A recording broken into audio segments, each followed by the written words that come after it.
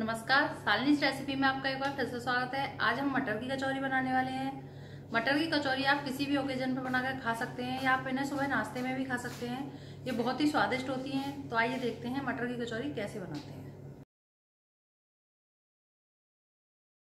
मटर की कचौरी बनाने के लिए हमें चाहिए मटर, धनिया, जीरा, लाल मिर्च, तेल, हल्दी, नमक, अमचूर पाउडर। सबसे पहले हम मटर को मिक्सी में पीस लेंगे।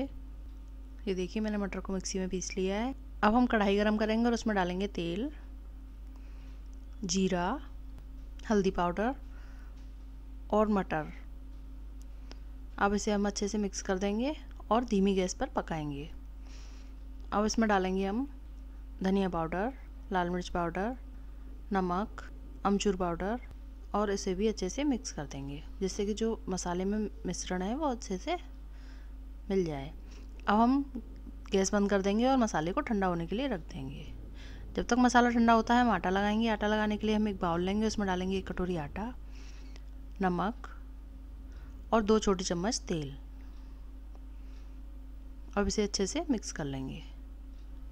अब इसमें थोड़ा थोड़ा पानी डालते हुए सॉफ्ट, जैसा कि हम नॉर्मल कचौरियों के लिए आटा लगाते हैं वैसा ही आटा गूँथ लेंगे। ये देखिए आटा गूँथ के तैयार हो गया है। अब तेल भी गर्म हो चुका है हमारा।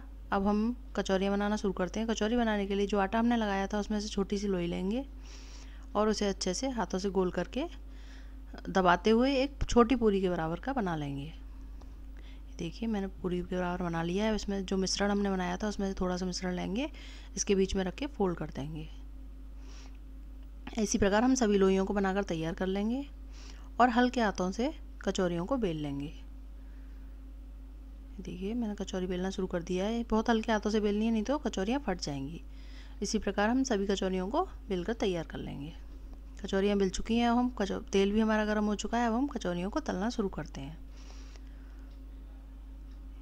देखिए मैंने कढ़ाई में 2 कचौरियाँ डाली हैं। अब इन्हें पलट पलट कर अच्छे से ब्राउन होने तक सेक लेंगे। इसी प्रकार हम और कचौरियों को भी कढ़ाई में डाल देंगे। ये देखिए कचौरियाँ हमारी सिक गई हैं। अब हम इन्हें एक प्लेट में निकालेंगे। इन पर बहुत सुंदर गोल्डन कलर आ चुका है। इन्हें आप नाश्ते में या किसी भी त्योहार पर बनाकर खा सकते हैं। ये खाने में बहुत ही स्वादिष्ट होती हैं। और अगर आपको मेरा ये वीडियो अच्छा लगे तो मेरे चैनल को लाइक करें, सब्सक्राइब करें और कमेंट करें। धन्यवाद।